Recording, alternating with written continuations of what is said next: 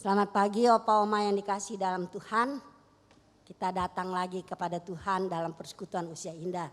Kita bersyukur karena Tuhan terus memberikan kekuatan kepada kita, memberikan kesehatan kepada kita. Kita mau memulai persekutuan kita pada pagi hari ini. Opa Oma, Tuhan itu tempat perlindungan kita.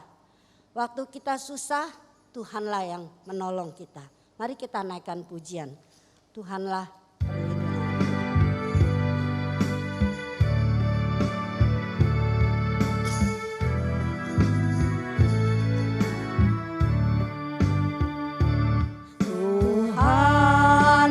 perlindungan.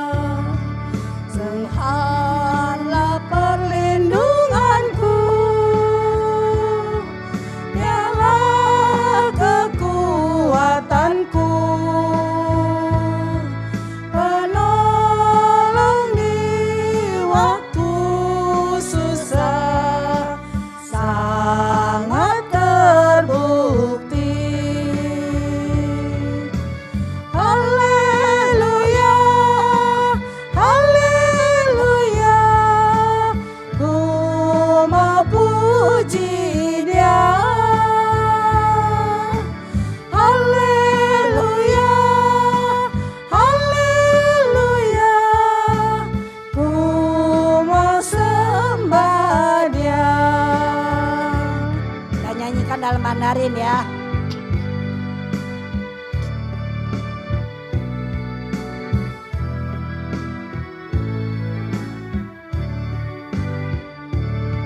Sampai semua pinan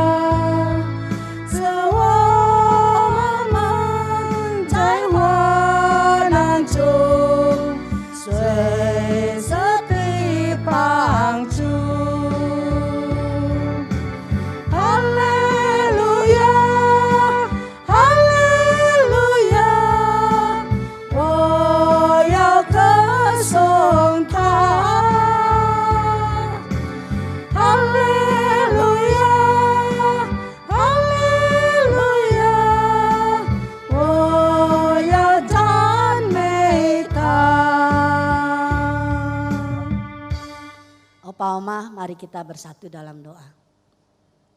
Tuhan Yesus, Engkaulah penolong kami Tuhan. Engkaulah sumber kekuatan kami.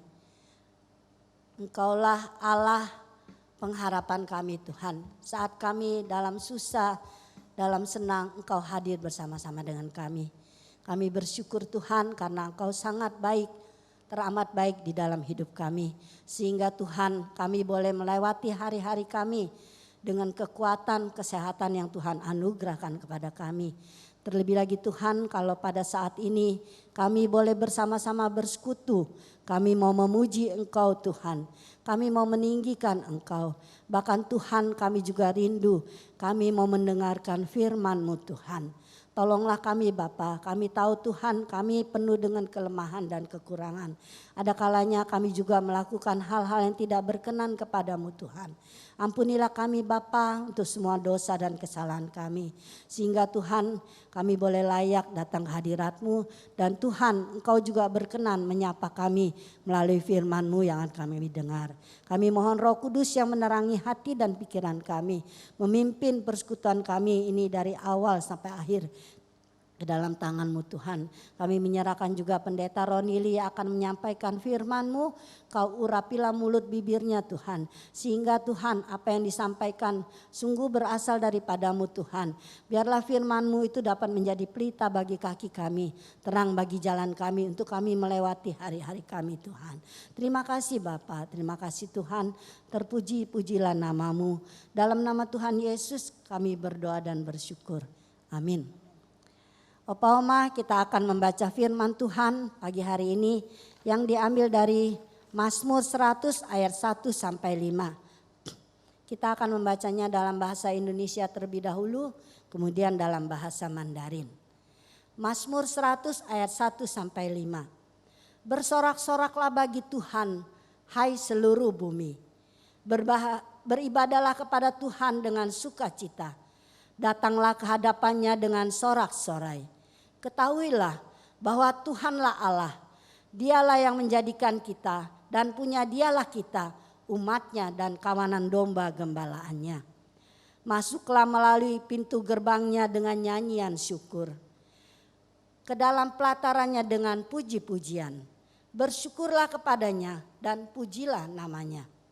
Sebab Tuhan itu baik, kasih setianya selama-lamanya dan kesetiaannya tetap turun-temurun. Yang dalam bahasa Mandarin kita membacanya juga bersama-sama. 诗篇100篇第1到第5节。普天下当向耶和华欢呼，你们当乐意侍奉耶和华，当来向他歌唱。你们当晓得耶和华是上帝，我们是他造的，也是属他的，我们是他的民，也是他操场的羊。当称颂进入他的门，当赞美进入他的园，当感谢他，称颂他的名，因为耶和华本为善，他的慈爱存到永远，他的行事直到万代。Berbahagialah kita Opa Oma yang boleh membaca firman Tuhan, terlebih lagi yang dapat melakukan firman Tuhan dalam hidup kita. Firman Tuhan pagi ini akan disampaikan oleh pendeta Ronili. Firman Tuhan itu adalah pelita bagi kaki kita dan terang bagi jalan kita yang akan terus memimpin langkah hidup kita hari lepas hari. Kita naikkan pujian, Yesuslah penolongku.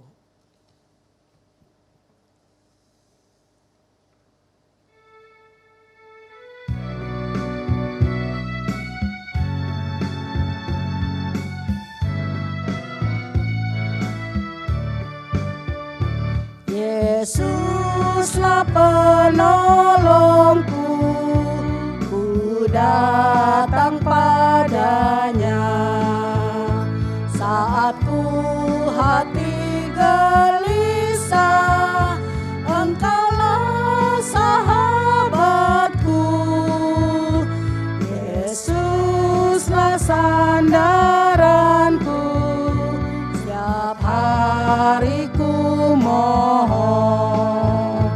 Waktu badai menerpa,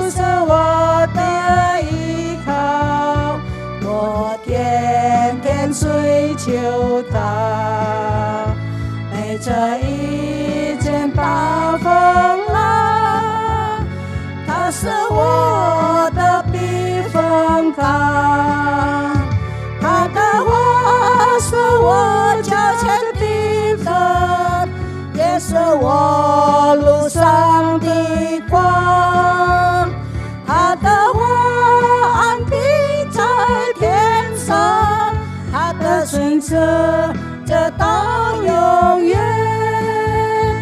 耶稣是我的祝福，我要来赞美他，只要他与我同在，我有属了一平安。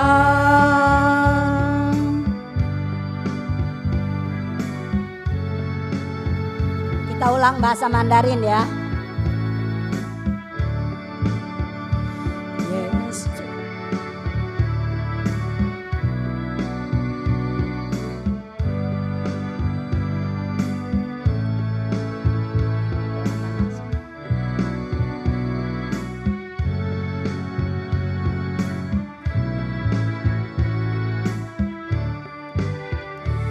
Yesus是我的帮助，我要来紧追他。每当我的心中忧愁，他是我最好朋友。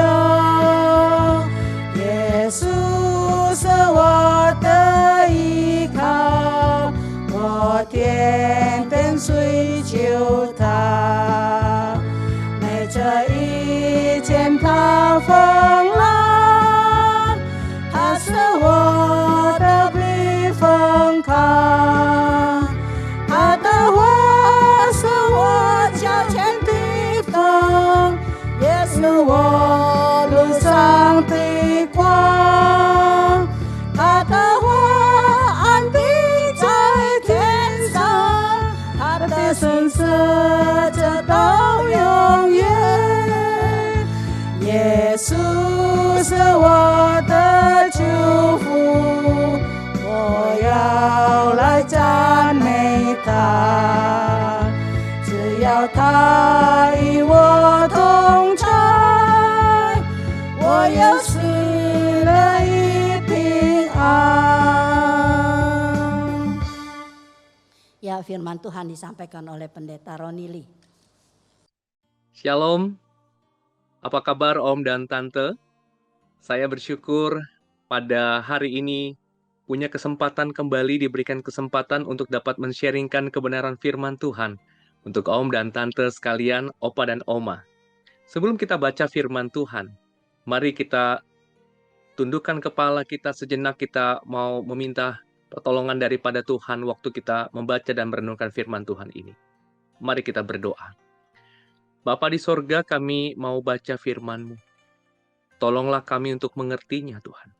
Dan biarlah firman Tuhan yang kami baca ini memberikan kami kekuatan, memberikan kami kelepasan, memberikan kami kelegaan, memberikan kami jawaban terhadap pergumulan yang sedang kami hadapi. Terpuji nama-Mu, Bapa. Dalam nama Tuhan Yesus kami berdoa. Amin.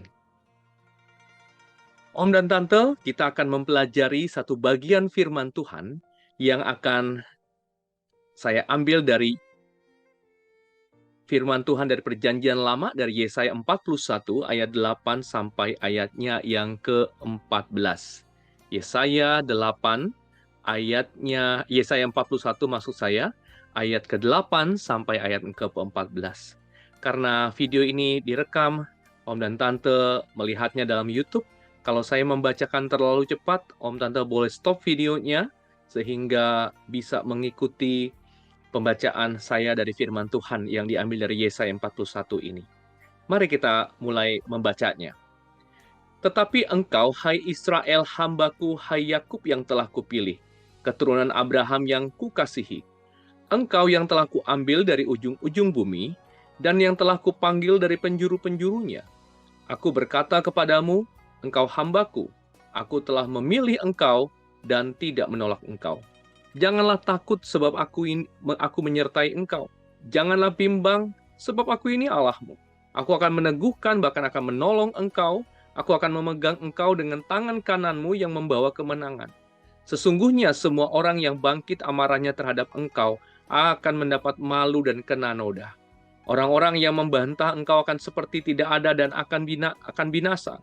Engkau akan mencari orang-orang yang berkelahi dengan engkau, tidak akan menemui mereka.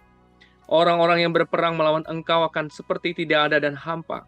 Sebab aku ini Tuhan Allahmu, yang memegang tangan kananmu dan berkata kepadamu, janganlah takut, aku yang menolong engkau. Janganlah takut, hai si cacing Yakub, hai si ulat Israel, akulah yang menolong engkau. Demikianlah firman Tuhan, dan yang menebus engkau ialah Yang Maha Kudus, Allah Israel. Om dan Tante, pernahkah Om dan Tante merasa tidak berdaya dalam hidup ini? Pernahkah satu masa dalam kehidupan Om dan Tante merasa tidak ada yang bisa menolong, tidak bisa ngapa-ngapain, betul-betul tidak berdaya? Mungkin saat saya bertanya seperti ini, ada Om dan Tante yang merasakan kondisi seperti ini, merasa tidak berdaya, merasa tidak bisa berbuat apa-apa dalam hidup ini. Om dan Tante, permasalahan yang seperti ini bisa dialami orang yang mengalami sakit. Mungkin Om dan Tante adalah orangnya yang saat ini sedang mengalami sakit. Seperti sakit yang dialami oleh Pak Markus. Sebutlah namanya Pak Markus, saudara. Pak Markus ini orang yang dulu aktif melayani Tuhan. Tetapi pada beberapa waktu ini dia mengalami sakit yang sudah menahun, saudara. Pak Markus harus mengalami sakit gagal ginjal, saudara. Dan dia sudah cek ke dokter, lalu kemudian diagnosanya dia harus menjalani cuci darah untuk bertahan hidup. Sudah berapa lama dia cuci darah, saudara? Sudah bertahun-tahun, dan itu dilakukannya setiap minggu. Saudara bayangkan dia harus bolak-balik ke rumah sakit setiap minggu untuk mencuci darah. Apa yang terjadi pada Pak Markus ini? Saudara, dia cuci darah tidak hanya 1 tahun, 2 tahun, 3 tahun. Dia sudah lakukan itu selama lebih kurang 5 tahun. Sudah 5 tahun dia bolak-balik ke rumah sakit setiap minggu. Secara fisik dia merasa capek, dia merasa lelah. Meski sebenarnya waktu dia mencuci darah, sudah selesai cuci darah dia akan merasa segar kembali. Tetapi minggu depan dia harus kembali lagi ke rumah sakit. Proses itu berulang-ulang dalam kehidupannya. Di satu titik, Pak Markus merasa lelah, capek, dan frustasi. Dan ternyata tidak hanya Pak Markus yang mengalami hal itu. Istri dan anak-anaknya pun demikian. Mereka sama-sama merasa seperti orang yang tidak berdaya. Kapan penderitaan ini akan selesai? Dalam kondisi yang tidak berdaya seperti itu, tidak harus karena penyakit, tidak harus karena kondisi kesehatan yang buruk. Kondisi tidak berdaya bisa juga disebabkan oleh masalah keuangan. Kita mengalami kesulitan di dalam masalah keuangan kita, mencukupi kebutuhan hidup. Ada juga mungkin permasalahan di dalam konflik keluarga, dengan pasangan, dengan anak, konflik saudara dengan anggota keluarga yang lain, dengan adik kandung atau mungkin dengan kakak kandung yang sudah lama menahun, yang tidak kunjung selesai. Semuanya itu bisa menempatkan kita dalam kondisi yang tidak berdaya. Namun pertanyaannya adalah bagaimana kita bisa mendapatkan kelepasan dari kondisi yang tidak berdaya ini? Atau dalam kondisi yang tidak berdaya, akankah ada pertolongan bagi kita? Kondisi yang tidak berdaya ini jugalah yang sebenarnya melatar belakangi apa yang ditulis oleh Nabi Yesaya kepada bangsa Israel ini, ya, tulisan Yesaya keseluruhannya. Dan khusus kita akan melihat di pasal 41 ayat 8 sampai 14 ini. Ya. Pertanyaannya yang perlu kita jawab adalah apa yang kita harus lakukan pada saat kita berada dalam kondisi yang tidak berdaya. Sebagai orang percaya dalam kondisi yang tidak bisa berbuat apa-apa lagi mungkin.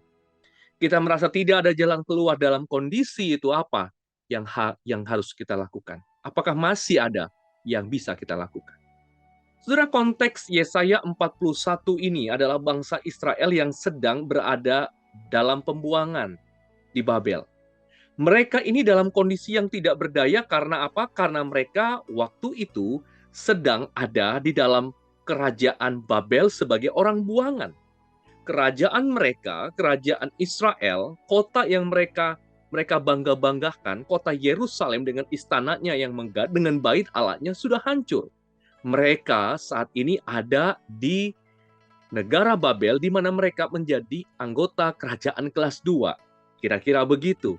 Mereka adalah orang buangan, mereka bukan penduduk asli dari kerajaan Babel itu.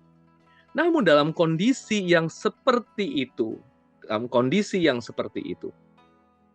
muncul satu kerajaan yang besar, nama kerajaan itu adalah Media Persia, saudara.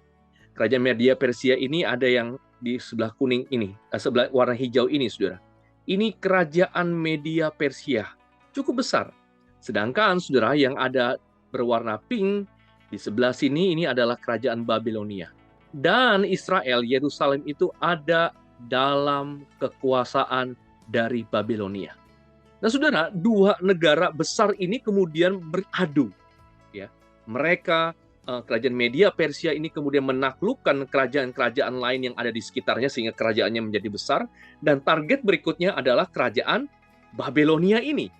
Wah, orang Babilonia ini sudah ketakutan dengan hadirnya kerajaan dari Media Persia yang cukup besar ini, saudara. Dalam kondisi yang seperti itu, orang Israel yang ada di Babilonia ketakutan.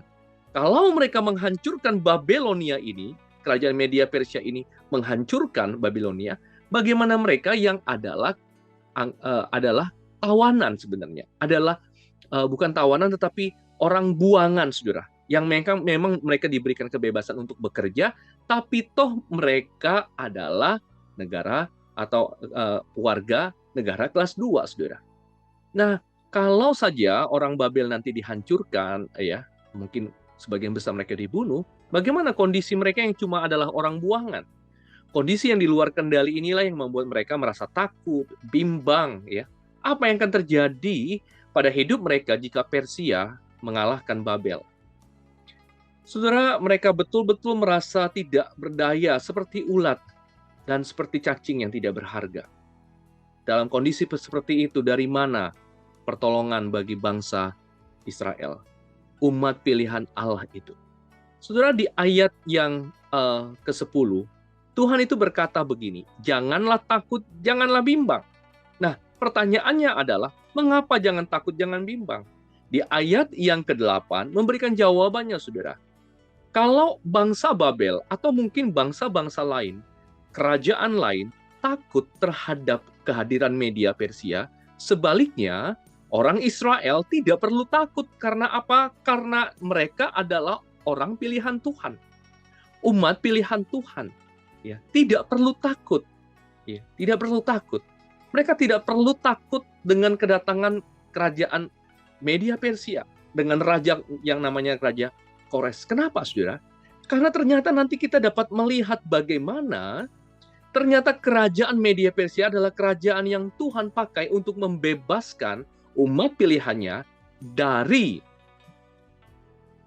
pembuangan yang ada di Babel. Nah, saudara, di dalam ayatnya 10 ya, di dalam ayat yang kita baca tadi, sudah berulang kali dikatakan janganlah takut, janganlah bimbang. Nah, kalimat jangan takut, jangan bimbang ini sudah diucapkan 3 kali. Mengapa kalimat ini harus diucapkan 3 kali? Mengapa Tuhan harus mengulang 3 kali pertanyaan jangan takut, jangan bimbang? Yang pertama kemungkinannya adalah memang mereka sedang ada dalam kondisi yang tidak berdaya dan mencekam. Mereka pasti takut. Namanya juga dalam kondisi perang, 2 negara besar sedang perang, lalu yang menjadi orang buangan bagaimana keadaannya? Mereka betul-betul tidak berdaya dan mereka memang takut karena kondisi yang mencekam. Saya berpikir kita memang sulit untuk memahami kondisi perang itu seperti apa. Tetapi mungkin hari ini orang Kristen yang ada di Ukraina, ketika mereka membaca kalimat ini mereka lebih paham. Karena kondisi mereka yang hari ini sedang ada di dalam kondisi perang. Sewaktu-waktu ada rudal yang menyasar, ada bom yang bisa meledak, yang kemudian bisa mengancam jiwa mereka atau mengancam nyawa dari orang-orang yang mereka kasihi. Mereka betul-betul memang harus takut karena kondisi itu. Yang kedua, saudara, sebetulnya mereka tidak perlu takut karena sebenarnya permasalahan ini memang permasalahan besar, tapi mereka tidak perlu dikuasai oleh ketakutan. Ya, mereka ini orang-orang yang dikuasai ketakutan. Ini mirip dengan orang yang punya masalah, bukannya cari jalan keluar, tapi terus-menerus memikirkan masalahnya. Katanya, saudara, yang terjadi pada kita itu hanya 10%, ya. Hanya 10%, tapi gara-gara dipikirkan terus, persenannya lama-lama tambah naik. Ya. Itu mungkin, jadi mereka terlalu memikirkan tentang kondisi mereka sehingga mereka ketakutan sendiri.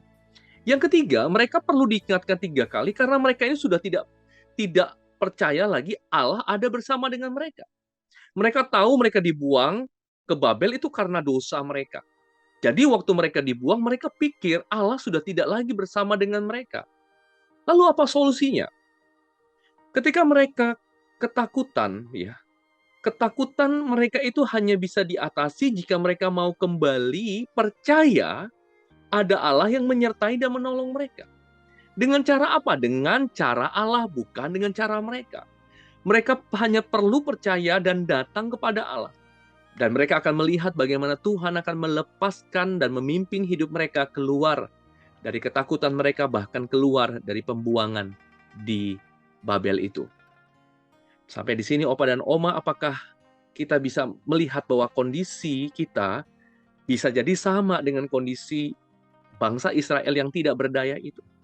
Yang pertama, apapun kondisi kita hari ini, kita perlu akui memang keadaan kita sulit. Kita menderita karena penyakit menahun yang kita derita. Kita sakit. Memang level kesulitan orang berbeda-beda. Ada yang mungkin sakit flu saja sepertinya sudah menderita, ya. Tetapi saudara, tiap orang itu punya level kemampuan mereka untuk menanggung sakit yang dia derita atau kesulitan yang mereka derita. Punya level masing-masing. Ini memang sulit bagi mereka. Tapi apapun kesulitan, apapun masalah yang kita hadapi, mengalami kondisi yang sulit dengan membiarkan diri dikuasai oleh kondisi sulit adalah 2 hal yang berbeda. Saya ulangi, saudara. Mengalami kondisi sulit, kalau ini kondisi sulit, dengan membiarkan diri dikuasai oleh kondisi sulit itu adalah 2 hal yang berbeda. Yang menguasai hidup kita itu Tuhan Yesus, bukan kondisi kita. Jadi memang perlu kita akui bahwa memang kondisi kita sulit. Tapi jangan membiarkan diri untuk dipenuhi, dikuasai oleh kondisi sulit itu. Hidup kita itu ada di tangan Tuhan Yesus. Yang menguasai hidup kita itu Tuhan Yesus, bukan kondisi kita. Yang kedua, saudara. Yang kedua, setiap orang hidup memang pasti punya permasalahan. Begitu ya. Tapi ada kalanya nih. Dalam kehidupan kita ini terlalu membesar-besarkan masalah yang kita hadapi. Atau dalam bahasa orang sekarang itu overthinking, ya. Pikirannya terlalu berlebihan. Masalahnya kecil tapi dipikirin terus. Ya. Saya pernah lihat di sosial media ada orang yang overthinking, gara-gara overthinking nggak jadi mandi, saudara. Kenapa? Ya, karena terlalu memikirkan. Ya, kalau saudara lihat, kira-kira kalimatnya begini. Orang itu sudah dengan handuk, sudah dengan sabunnya masuk kamar mandi, lalu sudah di depan pintu kamar mandi, dia berpikir, kalau gua mandi, nanti gua ganteng, katanya begitu. Lalu dipikir, kalau gua ganteng, nanti gua sombong. Kalau gue sombong, nanti Tuhan gak suka sama gue. Nah, kalau Tuhan gak suka sama gue, nanti Tuhan marah. Nah, kalau Tuhan marah, jangan-jangan nanti Tuhan menghukum aku. Kalau Tuhan menghukum aku, nanti aku masuk neraka. Nah, saudara, akhirnya apakah orang ini jadi mandi? Nggak jadi mandi. Karena dia pikir, ya udahlah, lebih baik nggak usah mandi. Karena nanti ujung-ujungnya mandi bisa masuk neraka begitu. Nah, ini saudara orang yang terlalu banyak berpikir. Ya, saudara coba tanyain sama orang di samping saudara kalau saudara sedang melihat video ini. Saudara, jangan-jangan kalau orang di sampingmu terlalu banyak berpikir, ya, terlalu memikirkan permasalahan, jangan-jangan dia udah lama nggak mandi, saudara. Ya, jadi saudara, hati-hati dengan overthinking, terlalu memikirkan permasalahan yang ada. Sebenarnya permasalahannya tidak sesebesar yang kita pikirkan. Yang ketiga, kita merasa bahwa kita ini berdosa. Kita ini jauh dari Tuhan. Kita sudah tidak lagi layak di hadapan Tuhan. Kita nggak mau datang kepada Tuhan, kita nggak mau bersekutu dengan orang-orang percaya, kita nggak mau pergi ke gereja, karena kita merasa kita nggak layak. Sehingga kita perlu diingatkan kembali bahwa Tuhan tidak meninggalkan kita. Ada firman Tuhan yang berkata begini, adakah yang menjauhkan kita dari kasih Kristus?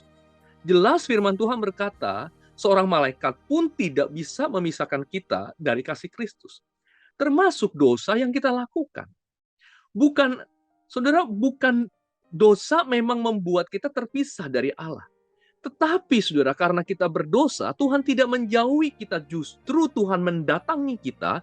Justru Tuhan memberikan anaknya yang tunggal bagi kita. Sehingga kemudian setiap orang yang percaya kepadanya tidak binasa.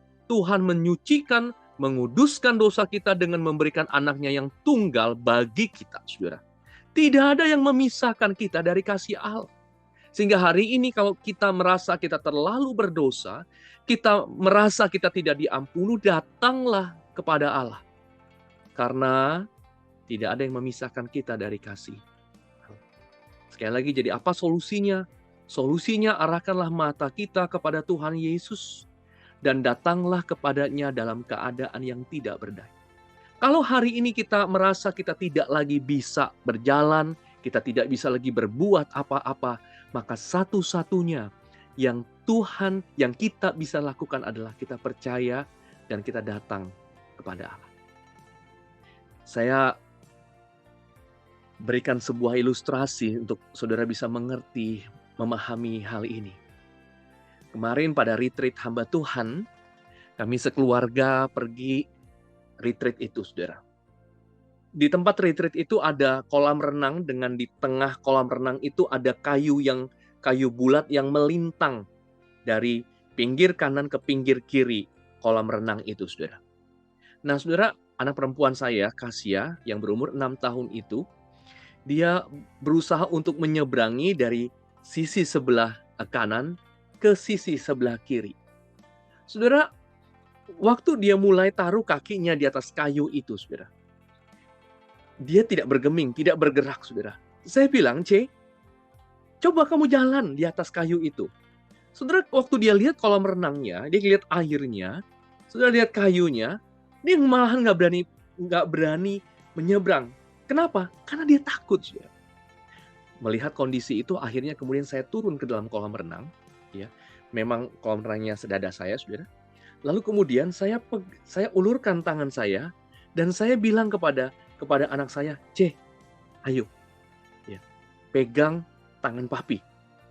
Kasia bisa coba pegang tangan papi, kita akan jalan bersama. Saudara, lalu kemudian anak saya pegang tangan saya dan perlahan-lahan dia coba jalan dan dia akhirnya bisa melintasi kayu yang melintang itu dari kanan ke kiri, saudara. Ya. Dan akhirnya kolam renang itu terseberangi. Saudara, demikian juga kita dalam keadaan yang tidak berdaya. Kita sulit melangkah. Ketakutan memang bisa melumpuhkan kita, membuat kita tidak berdaya. Makin lama kita melihat kondisi keadaan kita, makin kita tidak bisa melangkah, makin kita takut. Sebab itulah Tuhan berkata kepada kita, ya, janganlah takut sebab aku menyertai engkau, jangan bimbang sebab aku ini Allahmu. Saya yakin firman Tuhan ini bukan hanya untuk bangsa Israel ribuan tahun yang lalu, tetapi juga untuk Bapak, Ibu, Om, dan Tante, Opa, Oma yang sedang belajar firman Tuhan bersama dengan saya. Jangan takut, jangan bimbang, aku akan meneguhkan engkau. Aku akan menolong engkau, aku akan memegang engkau dengan tangan kananku yang membawa kemenangan. Om, Tante, waktu anak saya memegang tangan saya, apakah kondisinya berubah? Tidak. Kolam renangnya masih sama. Kayunya masih sama. Airnya masih sama. Kolamnya masih sama. Semua yang dia lihat ada di depannya tidak berubah. Tetapi waktu dia tahu ada ayahnya, ada papinya yang memegang tangannya, dia bisa melangkah. Kondisi tidak berubah, tetapi kondisi itu tidak menguasainya lagi. Waktu kita memegang tangan Tuhan, kondisi mungkin tidak berubah. Masalah masih ada. Penyakit belum sembuh. Tetapi semuanya itu tidak menguasai kita lagi. Amin, Om dan Tante. Amin, Bapak Ibu. Pilihannya ada pada Om dan Tante. Mau tetap dikuasai keadaan atau mau memegang tangan Tuhan yang kuat itu dan kemudian mulai berjalan bersamanya. Bisa jadi kondisi tidak berdaya itu bukan penyakit tadi saya bilang di awal. Tapi mungkin itu adalah konflik. Dan saudara nggak bisa ambil keputusan untuk keluar dari kondisi itu.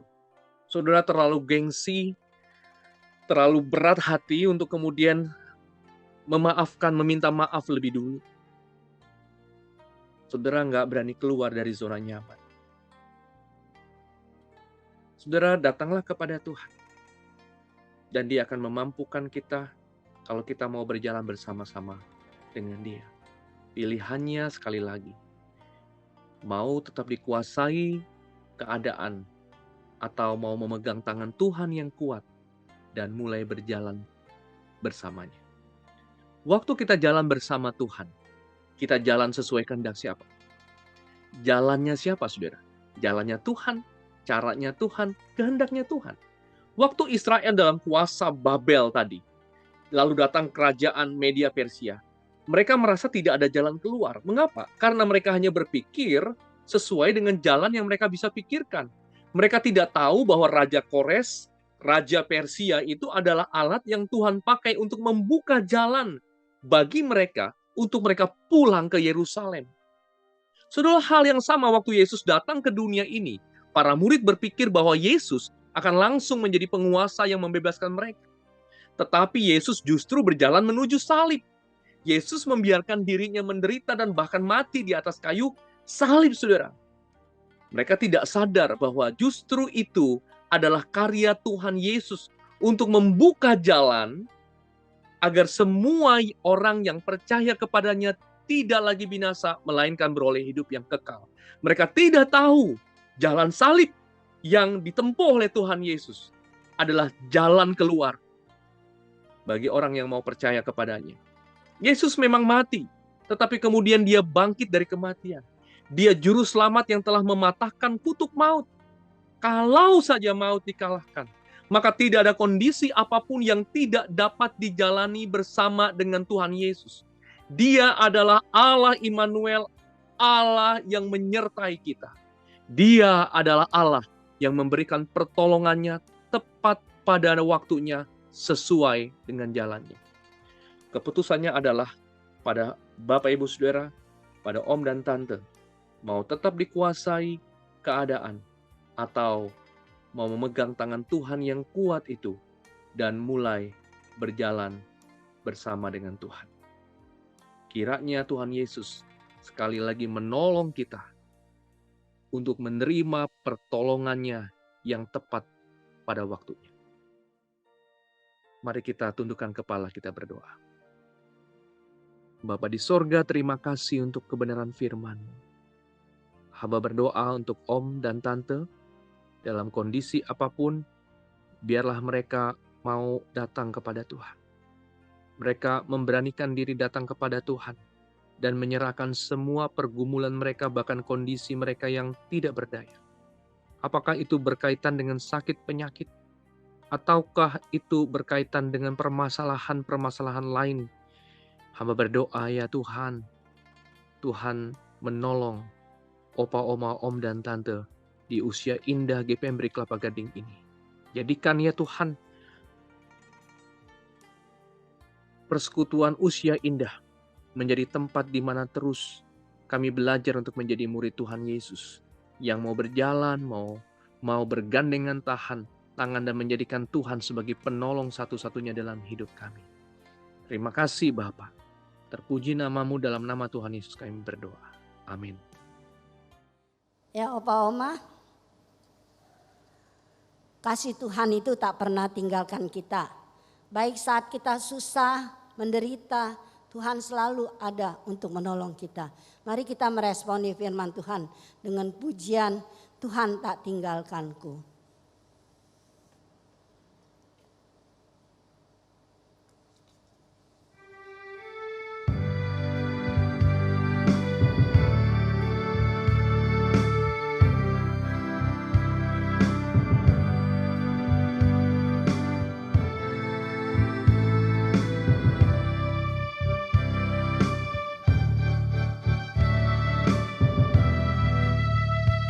Semua kesusahanku, Yesus menanggungnya.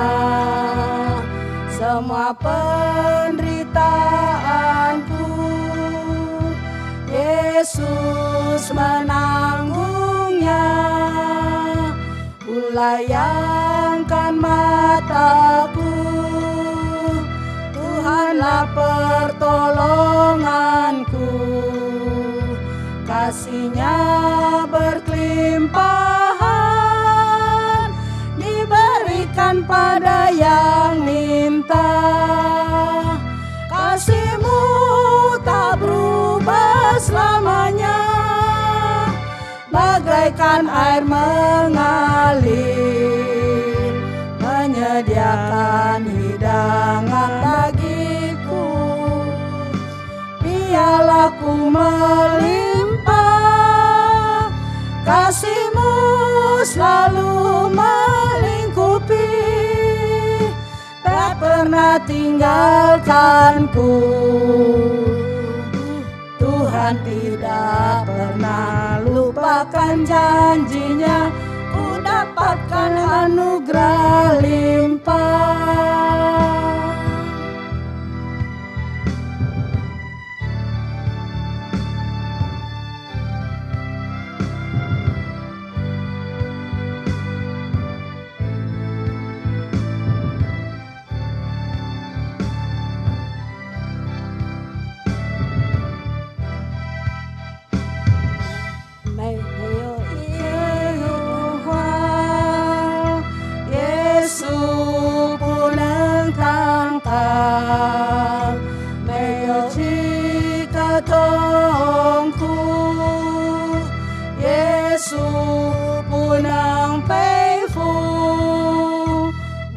Yang kau sancumu, otapang cucong ni alai, man yo phong sang tan ai, sekai fan chu kau ni mi teran, itu ai trong sepuli puji. 怜悯如江河涌流，在我的人面前白色岩石，使我的湖配满你，你的爱总是不离不弃，时刻将我环绕，你必永远执念。 你我所立的约，是我领受丰盛的恩典。Pertama kita akan menaikkan doa syafaat yang akan dipimpin oleh Pendeta Ronili. Mari Om dan Tante Opa Oma kita tundukkan kepala kita berdoa. Bapa di sorga, kami datang dan bersyukur kepada Tuhan sekali lagi. Kami mau menaikkan doa-doa syafaat kami. Kami berdoa untuk para pengurus usia indah, untuk Ibu Inari, untuk dan semua dengan teman-teman pengurus yang lainnya. Demikian juga untuk Om Acing, Tuhan berkati di dalam segala sesuatu yang mereka lakukan. Demikian juga untuk rekan-rekan yang membantu usia indah. Ada Ibu Valina, ada Ibu Shirley, ada Ibu Gladys, ada Ibu Maria, bersama dengan Ibu Meti dan ibu-ibu lainnya yang mungkin hamba-Mu tidak sebutkan satu persatu, tetapi Tuhan melihat hati mereka dalam melayani. Oh Bapa, berkati dan urapi mereka dalam pelayanan, sehingga mereka dimampukan untuk melayani Tuhan menjadi berkat bagi usia indah kami. Kami berdoa untuk semua yang melayani hari ini, Tuhan yang menyatakan kasih dan kuasa-Mu, Tuhan yang menolong, Tuhan yang memberkati. Kami berdoa menyerahkan juga ya Tuhan untuk opa dan oma yang saat ini sedang merasakan kesakitan. Sedang dalam keadaan sakit, kami berdoa Tuhan memberikan kesembuhan. Tuhan memberikan iman untuk percaya bahwa Tuhan akan memberikan jamahan-Mu. Kami berdoa untuk Ibu Inari, Tuhan kami berdoa Engkau yang menyembuhkan sakit di kakinya. Biarlah dalam kondisi yang sakit, tapi terus dia dapat melayani Tuhan dengan semangat. Demikian juga untuk Acing, sekali lagi kami menyerahkan ke dalam tangan Tuhan. Kami berdoa untuk Ibu Hanikwan. Kami berdoa Tuhan terus berikan semangat. Tuhan terus memberikan jamahan, memberikan kesembuhan kepada Ibu Hanikwan. Dan terus mengasihi anak-anak yang terus mendampingi, merawat Ibu Hanikwan. Tuhan berkati. Proses pengobatan, proses cuci darah yang terus berlangsung, Tuhan, Engkau berkati untuk para medis. Engkau berkati tubuh dari Ibu Hanikwan sendiri kuat untuk terus mengalami proses ini. Dan Tuhan terus memberikan umur yang panjang, memberikan kesehatan kepada Ibu Hanikwan. Semua yang diperlukan Tuhan yang menyediakan. Kami sungguh menyerahkan juga untuk opa, oma dalam persekutuan usia indah. Apapun permasalahan mereka, Bapa, kami berdoa Engkau yang menolong dan memberkati. Terus berikan sukacita-Mu bagi kami semua, Bapa. Berkati gereja kami, GPMBRI Kelapa Gading. Biarlah gereja ini terus menjadi tempat di mana semua orang percaya bertumbuh menjadi seorang murid Kristus. Yang saling mengasihi, saling mendukung, saling bersatu di dalam kami membangun kerajaan-Mu di muka bumi ini dan menjadikan diri kami menjadi berkat besar bagi orang-orang yang ada di sekitar kami. Terima kasih Tuhan, ini doa yang kami naikkan kepada Tuhan. Dalam nama Tuhan Yesus kami berdoa. Amin. Tuhan adalah pokok anggur kita dan kita adalah ranting-rantingnya. Jikalau kita tetap melekat pada ranting-rantingnya, maka kita akan menghasilkan buah yang berkelimpahan. Mari kita akan menyembah Tuhan dengan persembahan kita. Kita berdoa. Tuhan, sekali lagi kami datang ke hadapan-Mu. Kami mau bersyukur kepada-Mu Tuhan. Karena Engkau memang tidak pernah meninggalkan kami. Bahkan berkat-Mu terus berkelimpahan di dalam hidup kami Tuhan. Engkau memberkati kami hari lepas hari dengan berkat yang tak berkesudahan. Saat ini kami juga bersyukur kepada-Mu Bapa. Kami boleh membawa persembahan kami sebagai ucapan syukur kami atas kasih anugerah-Mu yang melimpah dalam hidup kami. Terimalah persembahan kami ini Tuhan. Sucikan dan kuduskanlah persembahan kami ini. Sehingga Tuhan boleh Kau pakai melalui persekutuan usia indah. Dan Tuhan dipermuliakan. Berkati juga setiap tangan-tangan yang memberi. Bahkan juga tangan-tangan yang mengelolanya. Terpujilah nama-Mu Bapa. Dalam nama Tuhan Yesus kami berdoa dan bersyukur. Amin. Pujian pokok anggur adalah pujian yang akan kita naikkan sambil kita mempersembahkan persembahan kita.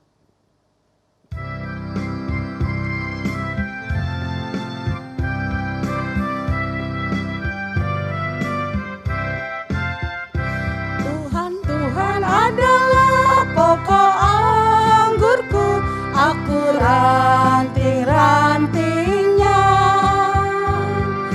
Jikalau aku di dalam Tuhan, buahku berkelimpahan. Hayo, jikalau aku meninggalkan Tuhanku, ranting tidak berguna. Tuhan adalah pokok anggurku, buahku berkelimpahan. 就是葡萄树，我们是枝子，这是连理葡萄树。我们若长在主的里面，就能结丰盛的果子。还有，若是离了主，我们什么都不能，这绝不能做什么。就是葡不逃出我们此时在主里接福的荣华。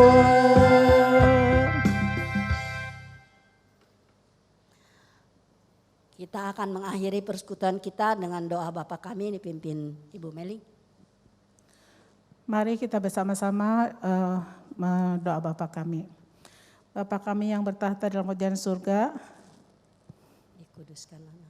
dikuduskanlah namamu, datanglah kerajaanmu, jadilah kehendakmu di bumi seperti di surga. Berikanlah kami pada hari ini makanan kami yang secukupnya, dan ampunilah kesalahan kami seperti kami juga mengampuni orang yang bersalah kepada kami. Dan janganlah membawa kami ke dalam pencobaan, tetapi lepaskanlah kami daripada yang jahat. Karena Engkau yang punya kerajaan, kemuliaan sampai selama-lamanya. Amin. Amin. Pujian Bapa, terima kasih. Bapa, Terima kasih. Bapa, terima kasih. Bapa di dalam surga, puji terima kasih. Amin.